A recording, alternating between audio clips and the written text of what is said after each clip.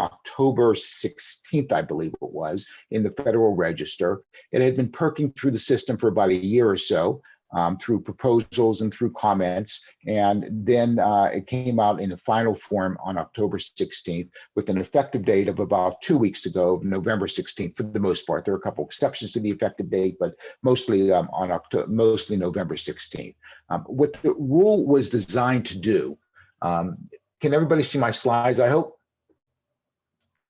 Leela, can you see the slides? We cannot. You can't. Okay, hold on. Let me make sure I'm sharing. Share screen. How about now? Yes. Okay, good. So as I was saying, the new rule became effective on November 16th, and it was developed by the U.S. Small Business Administration under the urging of the Trump administration, to streamline and merge rules that were sometimes contradictory, sometimes redundant, and to make the system a little bit cleaner. So what the SBA did is they initially looked at their various mentor-protégé programs, and it started off, as you probably know, as an 8A mentor-protégé program. And then it morphed into other mentor-protégé programs, HubZone and SDVOSB and WOSB, and everybody got their own little program, mentor-protégé program. And about a couple years ago, there were two very different, I shouldn't say very different, there were two systems that were being operated. One was the old 8A system, and one was the system that was designed for all other mentor-protégé programs. And there was a lot of overlap, but a lot of inconsistencies. And there was an attempt to, in the past year or so, to put those together. And that's how this new rulemaking started, to put the two mentor-protégé programs together, the 8A and then everybody else, the all small mentor-protégé program, it was called. They started doing that, and then they realized that there were other redundancies, other inconsistencies, and other ambiguities in the regulations. So what they did is they went through all their regulations, and they tried to, and when I say they, I mean the SBA tried to make all the regulations work together as a whole. They did a pretty good job in this new rulemaking, not perfect, and there's still some inconsistencies, still some ambiguities, and those will be fleshed out as we go on. I see somebody asked me to go to presentation view. Would that make it easier for you to see? Hold on. If I can figure out how to do this quickly, I will do this. I lost controls. Ed, if you go to view on the top, right next to the slide, review, go up to. Yeah, so what happened is that I've just set up on my system so that I can't easily get back there, but hold on, let me see if I can do this. Yeah. If you go up to view on the PowerPoint itself, it should go on the PowerPoint. Let me see if I can do it there that way. Yeah, view. Yeah. And presentation view, right? That's what I'm looking for. Slide sorted. You could try reading view. I think you have to go to slideshow. There we go. Yeah, but now I can't. There I see. Okay, so I'll do it this way. Is that easier for you to see now? Yes, that looks great. Thank you. So I see that I have the chat box opened, but it's going to be hard for me to go through to read the chats as we go on. But I did see the one about presentation view, so hopefully this will work. So you see there that what I've done is there are numerous parts of this rule, and I'm going to try to cover as many as possible in the next 40, 45 minutes, 50 minutes, as much time as we have. And what I've done here is you can see that there are 9 specific aspects I'm going to try to cover: mentor-protégé, joint ventures, multiple award issues, certifications, etc. And we'll try to go through each one of these during the period of time that we're together. If you have any questions, please put them in the chat box, and I'll ask Leela to sort of read them. And if she sees something something that she thinks can be asked while I'm speaking, please interrupt me, and we'll try to address that. I know that several people have emailed in questions, and if you re-ask those now during the period of during this presentation, I'll be sure to stop and answer them for you. Okay, so let's talk about the mentor-protégé programs, because that's how the rule started as. The rule started as a way of trying to get a consistent consistent mentor-protégé program rule in place by taking what was called the all-small mentor-protégé program, combining it with the 8A mentor-protégé program, and effectively getting rid of the 8A mentor-protégé program and combining it with the all-small mentor-protégé program, so that all we have left is the all-small mentor-protégé program, which will now apply across the board to everything, so that you won't have inconsistencies developing. And in fact, as a litigator that deals with these issues, quite often what would happen is that you'd have a challenge to an award, and when the award got challenged because it was inconsistent with an aspect of the mentor-protégé system, is what would happen is that the OHA, which is the Office of Hearings and Appeals of the Small Business Administration, would have to analyze both the all small and the 8A mentor-protégé programs, look at the differences between them and say, so this challenge deals with this aspect, this challenge deals with this aspect, and we know what they mean because we looked at the differences. And sometimes you came out with OHA decisions that really didn't make any sense from a small business or from the aspect of what makes sense and what was logical, but it was just because there were slight differences in the language of the regulations that OHA had to make decisions based upon those slight differences. Now that no longer exists. There's only one program that is now operating. So mentor-protégé program generally has always allowed any business to be a mentor that it's in good standing and that does a good job and doesn't have any black marks on its record. But now OHA, or now SBA, I should say, has made clear that any size business can be a mentor. I just got a question the other day from a client of mine who asked whether they could be the mentor, and they're an 8A, and they wanted to mentor another 8A. Now, I never seen that before. I'm sure it's happened, but I never seen that before. Under the new rules, it is absolutely clear that anybody can be a mentor. You could be the small business and you could be mentoring a larger business, or you could be an SDB OSB or an 8A business and you could be mentoring another SDB OSB or 8A business. So now it's clear that can happen. Now, as it's always been a situation where protégés and mentors were limited as to the number of mentors and protégés they can have together. And generally, the way it works now is that a mentor under the new rules can't have more than 3 protégés at any one time. But the question then is what happens if you have a failed mentor-protégé relationship? And what the new rule does is it creates an 18-month rule. And basically it says that if you have a mentor-protégé relationship that terminated within 18 months after the SBA has approved it, SBA can then determine that, wait, this mentor-protégé relationship was really a failed relationship and not count it as part of the relationships that go into the count that would be permitted or would be prohibited. But the way that it works is that SBA didn't want people to consistently flip through different mentor-protégé relationships. So it says that if you do this consistently, I mean, if you have every 17 months, you cancel your mentor-protégé relationship and you start again, and you do it more than 1 or 2 or 3 times, SBA will step in and say, hold on, this 18-month rule doesn't really apply here. You're gaming the system, and therefore you can't get away with this, and therefore we're to count these relationships as being real mentor-protégé relationships, even though they were less than 18 months. Also, the new rule provides for what was implicit before, but what now is required, and that is that a protégé will be rating their mentors, and they'll be reporting back to the SBA saying the mentor is doing a good job, is not doing a good job, it's helping me, it's not helping me, and that will allow SBA to better police its system to make sure that mentors aren't just riding through getting a percentage of all the set aside contracts that the protege is getting and not really providing any assistance to the protege. I see some questions in the popping up there. I'll try to take a look at them as I'm talking.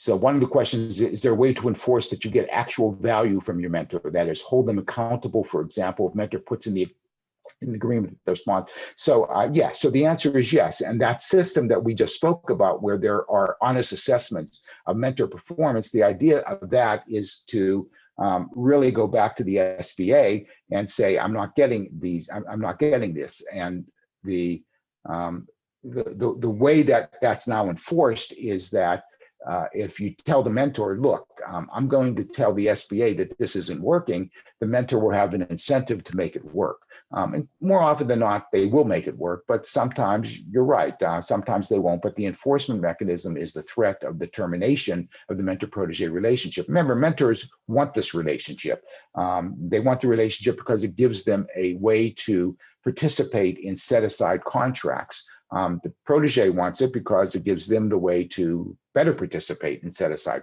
contracts, but the mentor wants it because this is the only way they can participate in set-aside contracts if they are not within that set-aside category. So let's move on.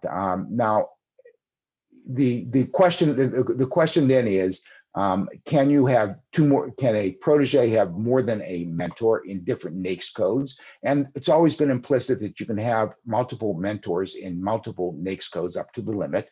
But now the SBA has clarified that you don't have to outgrow your primary NAICS code in order to get a secondary NAICS code mentor. Before, it was implied that you might have to, but now it's clear that you don't have to. And now the SBA can just approve a second mentor-protege relationship if there is some basis for demonstrating that this is something that the protege will benefit from. It's going to grow into this other NAICS code, or it's doing work that's similar to, and now it can get the actual work in the NAICS code. But the idea here is that you can have you could be small in multiple NAICS codes and have multiple mentors in those multiple NAICS codes, which is a clarification of the way the system worked previously. Now, let's move on to joint ventures. And I saw that there were a couple questions about joint ventures, and I'll try to read them. Do you want me to just read them to you so you can look? You don't have to open. Yeah, that'll be good, Leela. Thanks. Okay. So go ahead, Leela. Oh, okay.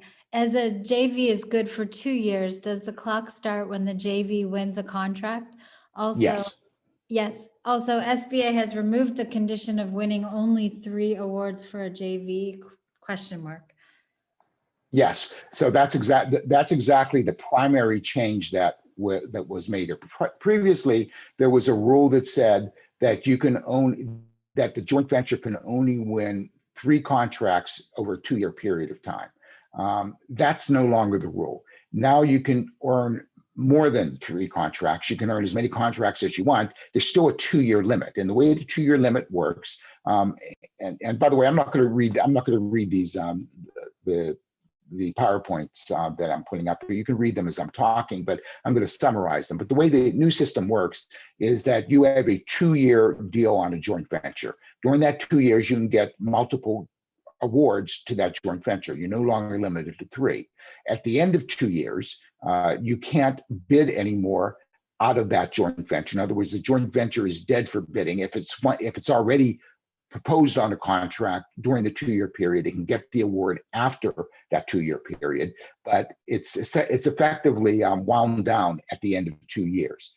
Now, just like under the current rules, where you can have multiple joint ventures with the same people or with the same entities, you can establish a new joint venture that will last another 2 years, and then that can have multiple awards between the same entities. Now, just like in the current version of the rules, at some point somebody might step up and say, "Hold on, you don't have any business except these joint venture businesses, and that is 100% of your income, and you have 10 of them going." And I'm just, these are obviously the extremes, and therefore the joint venture no longer protects you from being called unaffiliated with that new business, with that other business. So therefore, you could lose your status as a small business based upon a determination of affiliation if you do this too much. But there are plenty of cases out there where there are multiple joint ventures that have occurred. And as long as you're doing other business, basically, and this is not your only business, you'll be able to set up many joint ventures with the same people, with the same entities, and bid on multiple contracts as you're going on. So the big change here is you're no longer limited to 3 contracts. And the reason why the SBA sent that or made that change was because SBA realized it was crazy. It was an administrative burden for everybody, because all they did is they shut it, and after the end of 3 contracts, they just created a new joint venture. And the whole idea, SBA said, was we want joint ventures to be of a limited time duration, but during that limited time, it can do as much business as it can generate. So it wasn't the amount of business that was being generated, it was the amount of time. So therefore, they got rid of the 3 cap, but they still left the time cap, which is the 2 years. So under the new way of doing things, you can have multiple joint ventures, limited to 2 years. The 2 years are counted from the date of the initial award, and then you have 2 more years to make proposals on additional contracts through the joint venture, and you could still get awards into the joint venture after the 2 years, as long as the proposal was submitted prior to the 2-year anniversary. Now, joint ventures currently and under the new rules have to be unpopulated. That means that the only people that you can have in the joint venture employed as employees of the joint venture are administrative personnel. One of the changes that was made in the new rules was to specify that one of the people that you can have as an administrative personnel, so to speak, is a facility security officer, an FSO, and that is something that was implicit under the old rules, and now is absolute under the new rules. And we're going to get back to the security clearance issues in a few more slides, and you'll see how that has changed as well. Another change that has come up is that a joint venture between a protege and a mentor can seek a prime contract, subcontractor, small business, etc., provided the protege individually qualifies as such. Again, this was implicit under the old rules. It's explicit now, so that you can have one joint venture, and the joint venture can be established to go after a small business set aside, let's assume, and then and if the 2 venturers, or if the protege, I should say, is an SDV or an SDV OSB or WOSB, then they can also go after those set asides as well. You don't need a separate joint venture just because you have separate set asides that the joint venture is pursuing. Under the current rule, the protege must perform at least 40% of the work performed by the joint venture.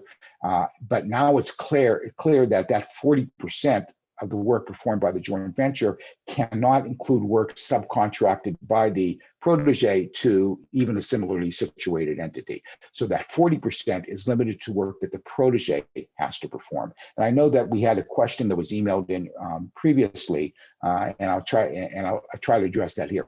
That 40% requirement is different than the 51% requirement. Now, the way the system works is that the joint venture small business in a mentor-protege joint venture has to do, the protege has to do or I should say the joint venture has to do in excess of 50% of the work. That 50% can be subcontracted to similar businesses, but the 40% that the protege has to do, that's the 40% that the protege itself has to do, and that doesn't include any subcontractors, even if they are similar to the protege. The joint venture partners, now this is a change. The joint venture partners used to have to distribute profits based upon the work that was being done by the firms in the joint venture. That's no longer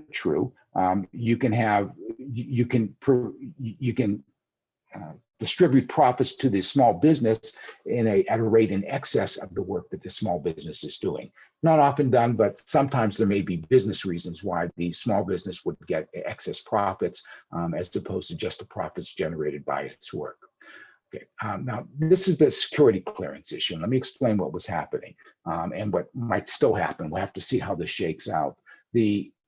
Previously, when you were bidding on a contract that required security clearances, it was generally thought that the joint venture, if that's what's doing the bidding, would have to have its own security clearance. And it's created massive problems because joint ventures are short-term entities, 2 years, and to get a security clearance sometimes took an extensive period of time, always took an extensive period of time. So what was happening is that joint ventures essentially were unable to get cleared contracts or contracts that required security clearances because they didn't have one when they were formed, and in order to get one took too much time. So they were essentially banned from any security clearance type work. What some agencies did is they said, okay, we recognize that this is a problem. And instead of saying you can't bid, what we'll do is we'll look at the security clearance of the members of the joint venture.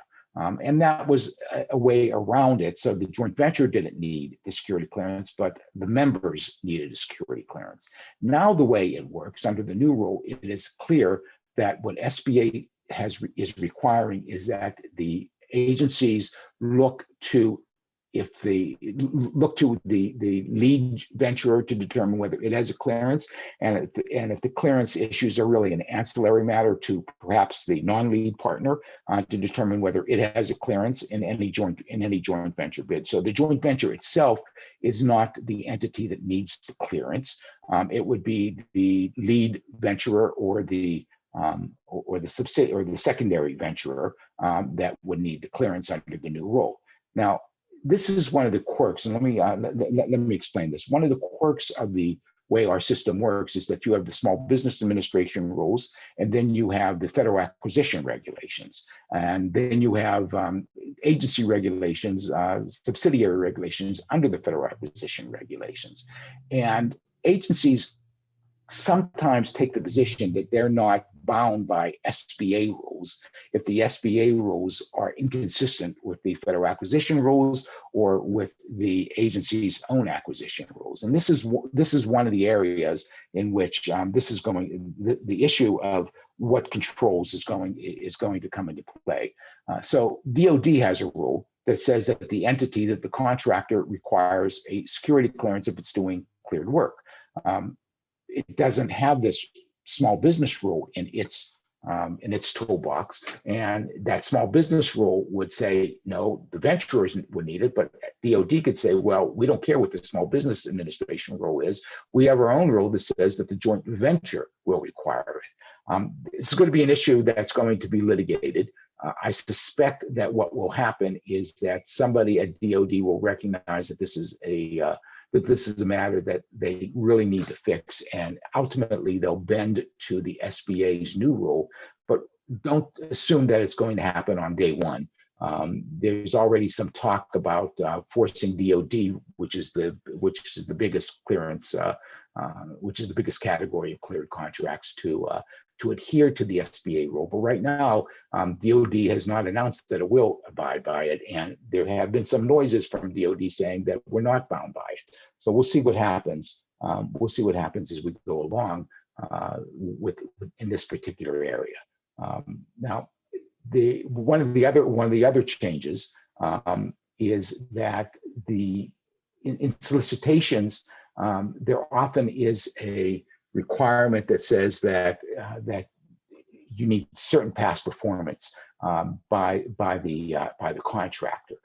In the Mentor-Protégé contract, the new rule says that if it's a Mentor-Protégé joint venture, the solicitation provision that requires both the protege and the mentor to have the same level of past performance is not permitted, so that you can have you can't require the protege to have the same amount of past performance as you're requiring the mentor to have in a mentor-protege joint venture bid on a contract. That is new, and that will probably perk through the system relatively quickly. So you'll start seeing more or better written and more liberal past performance requirements and solicitations over the next few months.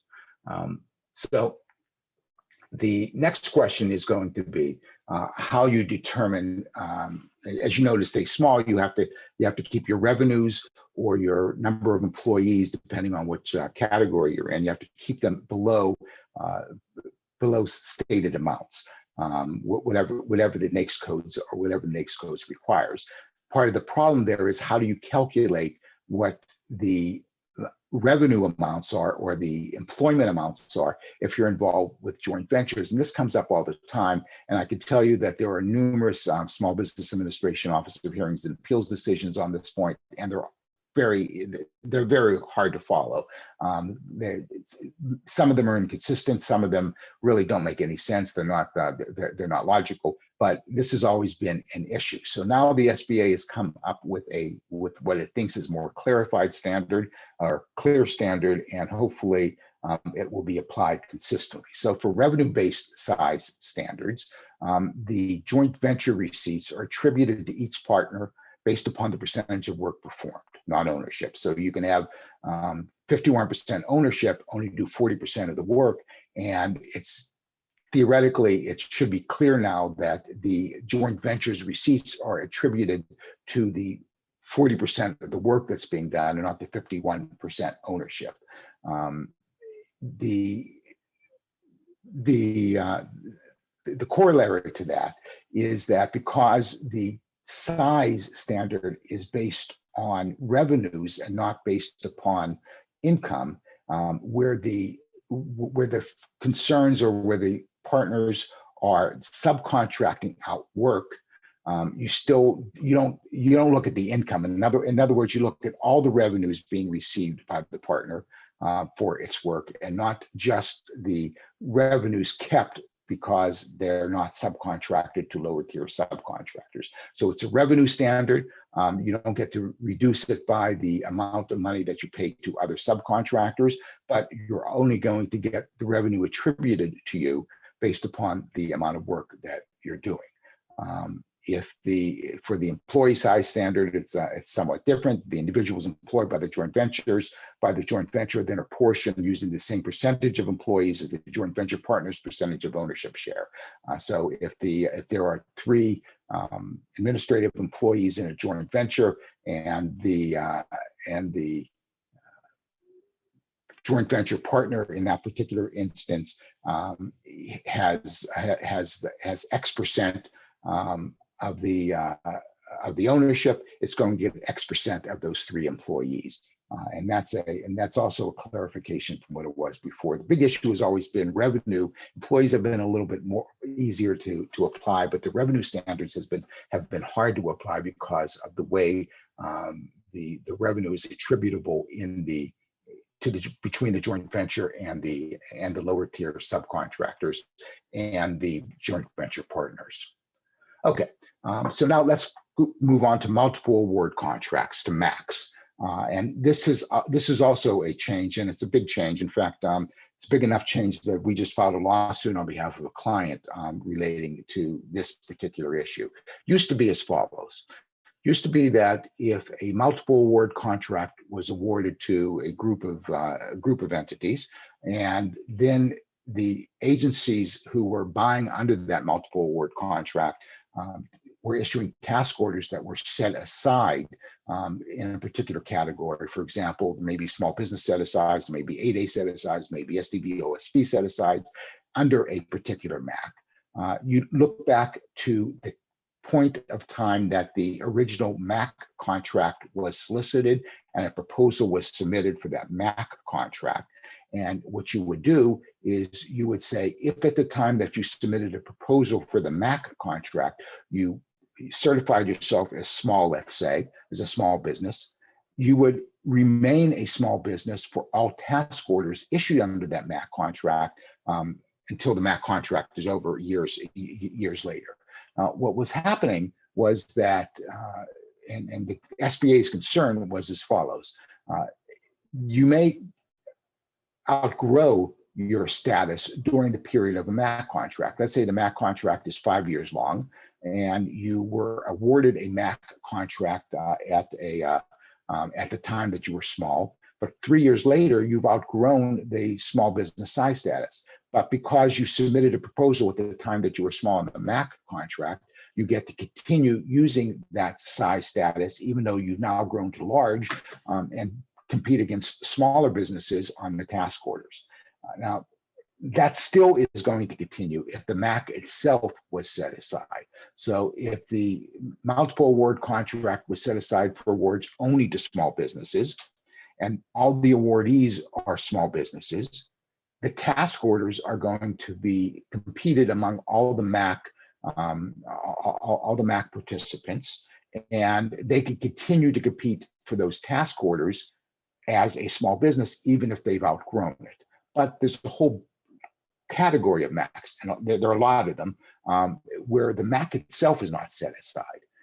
So the MACC is awarded, the multiple award contract is awarded to multiple awardees, some small, some large. And whether you were small or large at the time of the multiple award is not relevant to the award. You could win the contract whether you were small or large. You certify yourself as small at the time, but whether you won or not had nothing to do with your certification at the time of the award.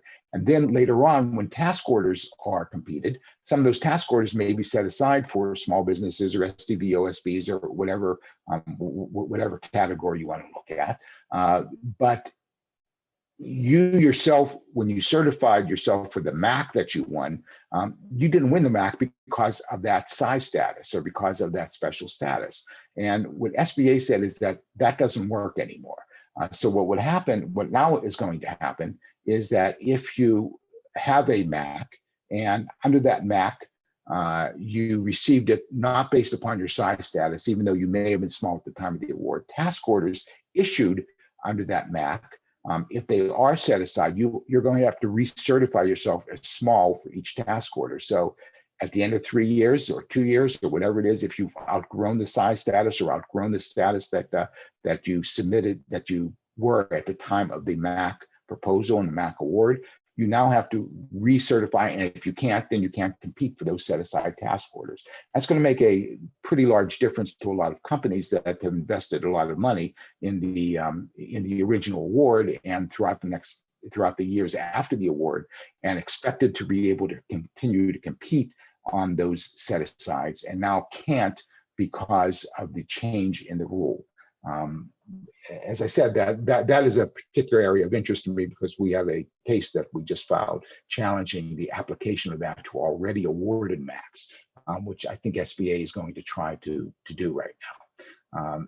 Now, by the way, federal supply schedules are exempted from this rule. Although federal supply schedule is a multiple award contract, it comes under a different statutory framework. So therefore, none of these rules apply to the federal supply schedule, and it's whatever applied before continues to apply. Now, there are some other MACC specific requirements that you can see I've outlined here, and I don't want to go through each one of them, but essentially what happens is that the MACC award will follow through to the extent that the MACC was limited at the time of the MACC award. It'll follow through to the task orders, but it won't follow through to the task orders to the extent that it was not limited at the time of the MACC award. Okay, certifications. Let's talk for a few minutes about certifications. And where this normally arises is with mergers or acquisitions. Previously, SBA rules, as it's written here, required recertification of the size status whenever there was M&A activity. So if a small business merged with another business or was acquired by another business, there had to be a new certification. It was automatic. Under the new rule, if the transaction occurs within 180 days of the initial offer, the offer becomes ineligible for award. If it occurs after the 180 days and there's a new certification and the entity is no longer large or small at that time, it's no longer small at the time, it's no longer in the category, it remains eligible for the award, but the agency can't count that award as a small business award. Now, what that means is that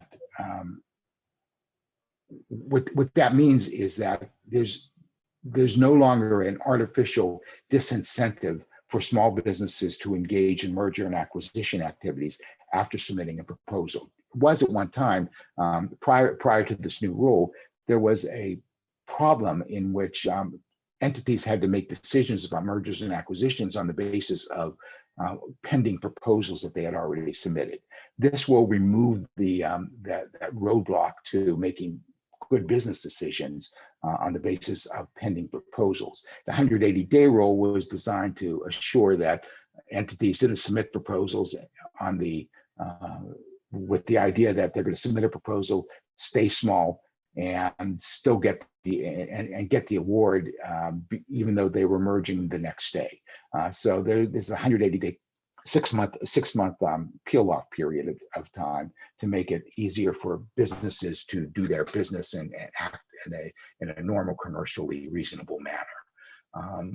Now, another change that has been made is that when you submit a proposal now, the procuring agencies will be required to consider the certifications, qualifications, et cetera, of first-tier subcontractors that a small business offerer identifies in its proposal. So if you look at solicitations, you'll see there that quite often the solicitation will say you don't get credit for the experience of a subcontractor. Sometimes they say you do, sometimes they say you don't. Now they cannot say you don't if the contractor if the offerer is a small business. This will make it easier for small businesses to qualify and to compete in many different procurements where they don't have their own capabilities, but they're able to put together a team with the capabilities. And this is a change that's going to have some impact. Again, this is one of the ones where the agencies may not follow it, but I think that this is the one that they'll follow relatively quickly. Although they may not, it may not be on day one. It's going to come relatively quickly, and you'll see the solicitations language changing based upon this particular change in the rule. So one of the things that has always dogged entities is what happens when a company is very connected to another company. The new rule, under the old rule, if you're too connected, you would be deemed affiliated. And if you're deemed affiliated, that means you have to count the revenues of the affiliated company and your own revenues, and you blow through the small business size status very, very quickly, or you blow through whatever status you're trying to maintain. But now the rule is much clearer. I shouldn't say it's absolutely clear, but it's much clearer that this the concept of if you derive 70% of your revenue from an alleged affiliate, that still is a concern, but now it's a presumption that can be rebutted. And the rule gives you specific ways that you can rebut the presumption. That you can show, for example, that you're not solely dependent on that other concern. You may have 70% of your revenue right now, but you're doing a lot of business with somebody else and it's growing. Where the concern can show that it's growing in other areas, and as it's growing, it's going to be able to become independent, and it is independent. So the 70% rule is no longer as hard and fast as it used to be. So it gives you a better angle. It gives you a better way to stay independent and stop the affiliation allegation from being made to destroy your status as a small business. Follow-on contract requirements. This is another area that has dogged entities for many, many years. What happens is that the general rule is that small business set-asides, or 8A set-asides in particular, have to be kept in the 8A program. So if you have an 8A contract, in theory, the agency couldn't take that 8A contract and take it out of the 8A program. That's to follow certain certain procedures which made it difficult to take it out of the 8A program. Part of the issue has always been, what about a follow-on contract? And sometimes agencies, or quite often what agencies have done, is to say, well, this is not the same as the original contract. In other words, the 8A contract was for X. The follow-on contract is really not X anymore. It's something new. It was never in the 8A program. So therefore, I don't have to run through the process of having SBA bless what I'm trying to do. And I could just take it out of the 8A program without running it through SBA. That has now changed a bit.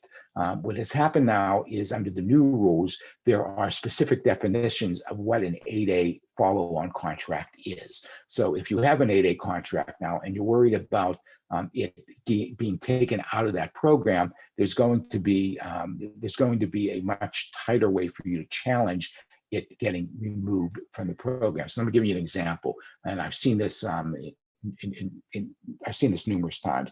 There are lots of contracts out there that have been awarded to 8A businesses that then get moved into government-wide vehicles. And the way the agencies have said, well, we can just take this out of the 8A category and move it into this government-wide vehicle, because the government-wide vehicle makes the contract much different than the original 8A.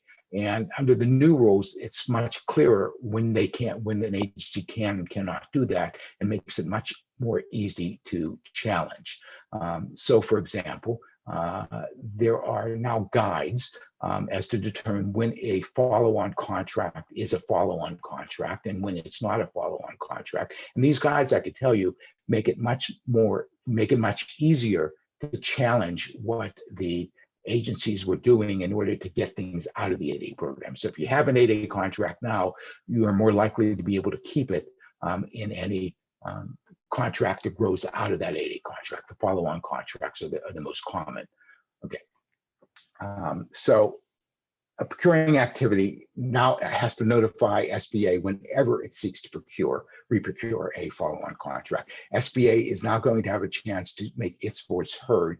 The agencies won't be able to sort of do it without the SBA being able to at least participate in the decision-making process. So that's a real change, and that's going to help protect a lot of 8A contracts. There are a couple other things that have been changed. One is related back to the MACC again, where MACC is set aside for one subcategory of small business, 8A, hub zone, WOSB. It can't be further categorized into smaller subcategories. And this again is something like a dual 8A hub zone small business. And this again is something that small businesses have been complaining about, where they win a MACC, and then they realize that they can't compete on any of the task orders, because the task orders are separate, have requirements that they can't meet, and the requirements are usually because of these categorizations. So I've had situations where where clients of mine have won a contract and have been told that they can provide the following types of supplies or services under the MACC, and then find out that they can't because they don't have all the categories for every task order that's being issued, because the task orders are geared to what they would claim is, or what my clients might claim is, they're trying to be wired into certain businesses that have the following categories: 8A, hub zone, WOSB, and they only have 2 of the 3 or 1 of the 3, and therefore they can't compete. This will stop them from competing. You can't re-divide a contract into smaller categories, and that's going to make a big change going forward. Administratively, when an application for the 8A program is declined, it used to be that you'd have to seek reconsideration, and you can only seek reconsideration after a period of time, and the period of time was, I think, a year previously. But now there's no more reconsideration issue. If you get declined, 90 days later, you can reapply. And then if you get declined 3 times within an 18-month period of time, you may become ineligible for reapplying. But essentially what happens is it gives you multiple bites at the apple, even if your original application under for an 8A certification is denied. And I think there was a question that I saw emailed in, and I'll answer it now. And the question was, if you are in the 8A program and you graduate, can you get back in at a later date? The answer is no. If once you're in, you're in, and once you're out, you're out. You can't get back in. But this is not, you're out of the program. This is where your application was declined for the first time, and you can still seek to reapply up to 3 times in an 18-month period every 90 days in order to get it right. Look, these applications are not that complicated, but sometimes there are small issues that arise. And this gives everybody several bites at the apple to be able to get it done and be able to get into the program. So that's a good thing, a good change. The issue of BPAs and BOAs is that a BPA and a BOA really aren't orders in and of themselves. What they are is they're a vehicle that allows task orders to be issued under them. So the standard rule of thumb is that BOAs and BPAs aren't considered contracts, so to speak. They're only considered a platform for contracts to be awarded. But under the new rule, each task order then under a basic ordering agreement or a BPA, a blanket purchase agreement, can be set aside for 8A contracts, so that the same rules that would apply at the higher level, the BOA BPA level, now will explicitly apply at the lower task order level.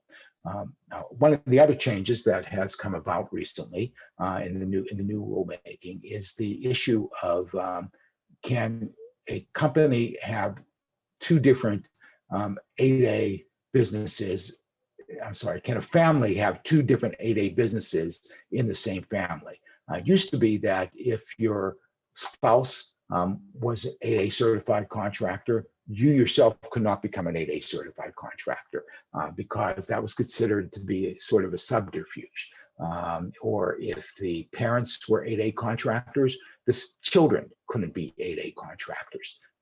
There was a general feeling that these things were subterfuges. Now what happens is that there is a presumption, perhaps, but the presumption is relatively easily rebuttable.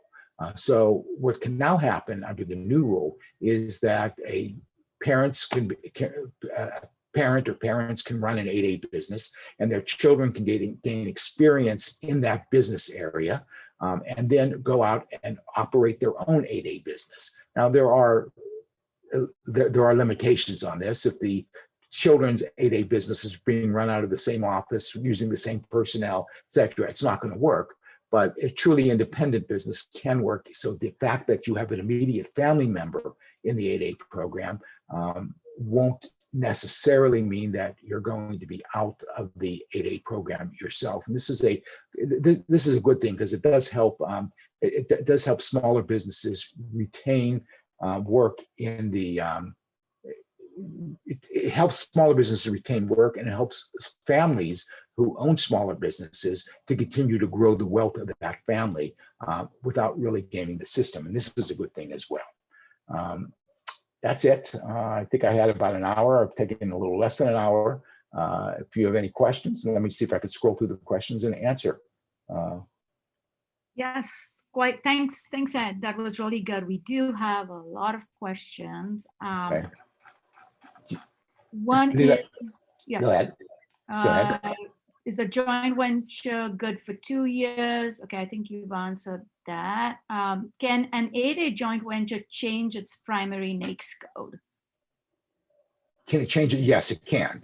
But the key here is that it can have secondary NAICS codes as well, and it can use those secondary NAICS codes too. So it can change a primary NAICS code, but it doesn't have to, because it can have secondary NAICS codes too. Got it. If a 5-year award happens on a joint venture, while joint venture will die out in a 2-year period, what and how that awarded contract stays functional? Okay, repeat that one. I'm sorry. It's if a 5-year award happens on a joint venture, I Yeah. guess, does the joint venture die out in 2 years? And if that's the case, then how No. does the awarded contract stay The functional? contract can go on beyond the 2 years. The joint venture simply can't bid on other contracts after the 2 years. Got So it. the contract, the joint venture can exceed 2 years. It can't bid on contracts after the 2 years, though. Okay, and I guess the other question is, if you have multiple mentors at a time, can you have the mentors in 5 different NAICS codes? So I guess the question or clarification is that if company 1 does IT and company 2 does construction, will SBA approve their joint ventures even if they are in different lines of businesses? Yes, and in fact, that's one of the ways you can get multiple mentors for protege, because it is in different NAICS codes. Now, normally the NAICS codes are somewhat related. You're rarely going to get a construction industry NAICS code and I don't know, manufacturer's NAICS code or a technology consultant NAICS code together. But quite often they're related, and that is one reason why you can have multiple mentors, because you need a mentor in each different area of business. Got it. How will CMMC requirements be evaluated at the joint venture level or with the individual partners? At the more likely than not at the individual partners. Basically, what the SBA is trying to do right now is force everything to be evaluated at the partners level as opposed to at the joint venture level, because they recognize that the joint venture is a temporary relationship and doesn't have its own experience quite often, doesn't have its own requirements being met at that level, because its nature is to be temporary and unpopulated. So everything's going to be pushed down to the partnership, to the partner level, to the member level. Okay. The next question is, for the 40% of protege, is it mandatory it must be self-performed? For the 40% of the, yes, that's the idea. It has to be performed by the protege. Yes. Okay. Subcontracting out the 40% doesn't leave you the 40%. You have to do the work yourself. Okay. What clearance do you recommend an 8A firm needs for Army, Air Force, and DHS? You mean security clearance? Is that? I guess so. Yeah. Yeah. So most contracts don't require a clearance. Some do, depending on the area that you're proposing in. But if you need a clearance, it's going to be dependent on the solicitation what clearances you'll need. DoD is more likely to require a clearance, but it just depends on precisely what's being procured. And would the clearance be for the members or only the lead member, I guess? So what would happen is right now, DoD, for example, DoD usually tries to say that the joint venture itself has to have the clearance. Under SBA's rule, it's going to be crammed down to the member level. The member would need to have the clearance. And if it is a primary aspect of the work, then the lead member would have the clearance. And if it's an ancillary aspect of the work, if 80% of the work or 90% of the work is uncleared work, and one small part of it requires a clearance, then the non-lead member could have the clearance as well. Obviously, the lead member has the clearance, that's one thing, but if it's ancillary, even the non-lead member can have the clearance. Okay. Are there specific stipulations, regulations for MPAs that create a joint venture?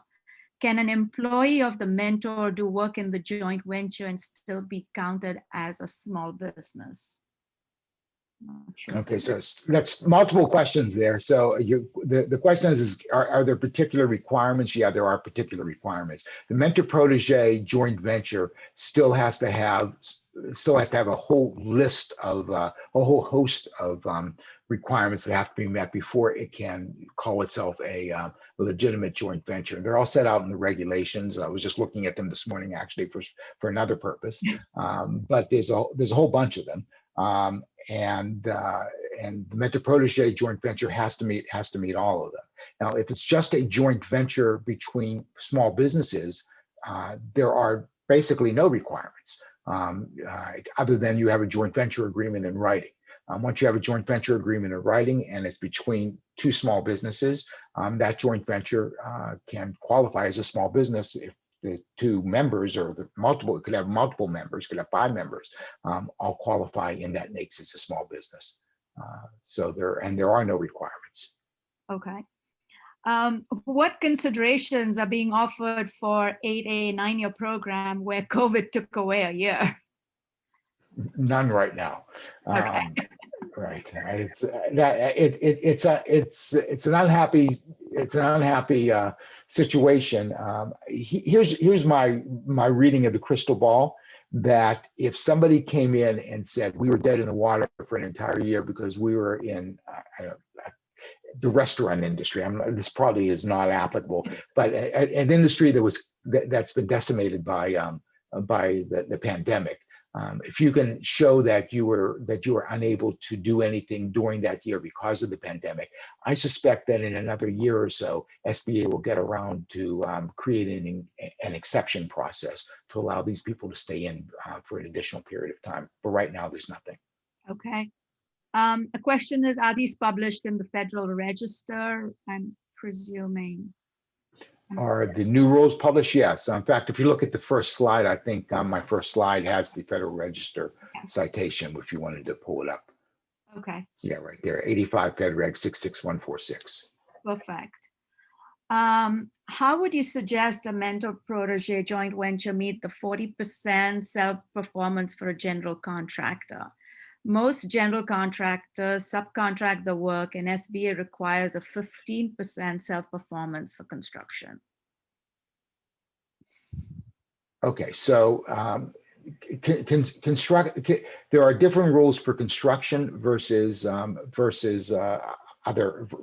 things. But if it's a mentor-protege in construction, the protege is still going to have to do 40%. Is still going to have to self-perform 40% of the work, but the joint venture itself has to do only 50% of the work. So you can subcontract. So the work itself can be split, and the joint venture doesn't have to do all the work itself. Others can do the work too. So I think that answers the question, if I understood it correctly. Okay. If a small business, say a woman-owned small business, can bid on a solicitation and use the qualifications of their teaming partners to win the project, why would they go through the admin exercise to form a joint venture?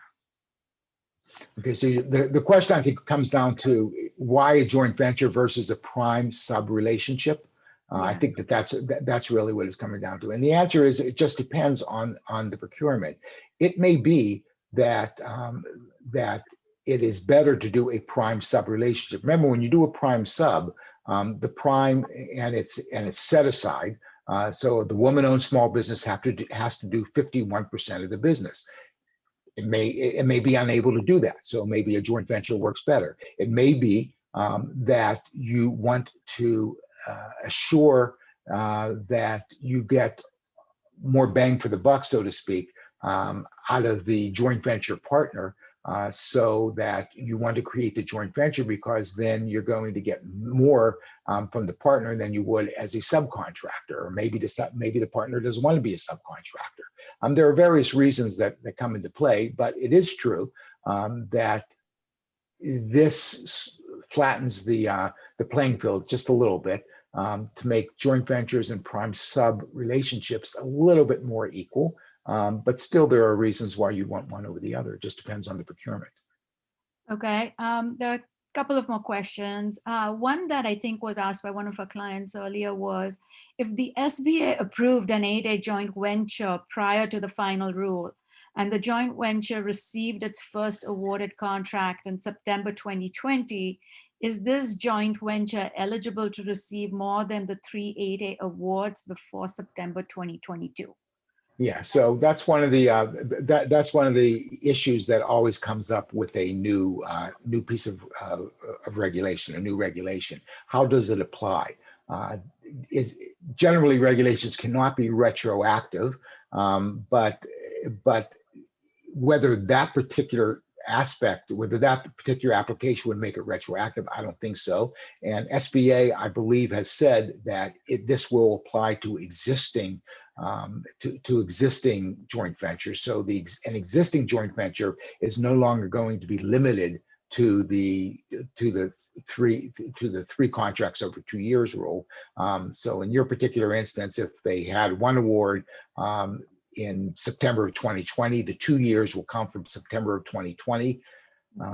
Nobody has said what happens because the regulation is not in effect until November, but I suspect that what will happen is that they'll go back to September, and you'll have to September 2022 to continue to operate that joint venture under the 2-year rule. I could see somebody arguing, no, you can get to come from November of 2022, but it could go either way. I suspect you'll be fine, but you certainly aren't going to be limited to 3 anymore. Okay. And if 2 8A entities form an 8A joint venture approved by SBA outside of the Mentor-Protégé program and accept an 8A award, does the managing member of the joint venture need to perform 40% of the work? 2 8As, so there's no Mentor-Protégé? No, it would not. Okay. What does self-performed mean? That is, the protege can have subcontractors underneath it? Self-perform means by your own employees, not with subcontractors. That's the difference. And I think our last question is, if Company A has Schedule 1 and Certification 1, while Company 2 has Schedule 2 and Certification 2, will the joint venture inherit all of these schedules and corporate certifications? Or only lead member schedule and certifications will be counted for the joint venture? Okay, so it sounds to me like you're talking about a federal supply schedule when it's referencing a schedule. So there's a whole different scheme of teaming arrangements. They're called CTAs, contractor teaming arrangements, that deal with GSA schedules. And what we're talking about today is a whole different system of relationships than the CTAs, which are under the GSA schedule rules. But to answer your question, yes, you basically, if you have GSA under the GSA CTA rules, which are different than these, you get and you create it's called a CTA, teaming arrangement, which is in effect a joint venture. Quite often, you get both schedules. So if somebody has Schedule 1, he has Schedule 1, and if the other partner is Schedule 2, you have Schedule 1 and Schedule 2. And in fact, that's quite often the way it would work under an FSS schedule, where you need both schedules. So the way you do it is you create a CTA, and then you have both schedules, even though you only have one and the other guy only has one. Perfect. Okay, I think we've answered a lot of questions. This has been a very, very informative session. Thank you so much, Ed. For everyone on the phone, we are going to be sharing the slides, and the slides does have Ed's contact information. Yes, so thank you, Ed, and everyone for joining us today. Great. If you look at the last page of the slides, it does have my contact information, I hope. It does. It does. Good. So you can send me an email, give me a call, and I'll be glad to answer anything that you might have. And we'll be sending everything to everyone who's registered. So okay. Thanks so much, Ed. Thank you, everybody, for participating. Thanks. Bye-bye. Bye.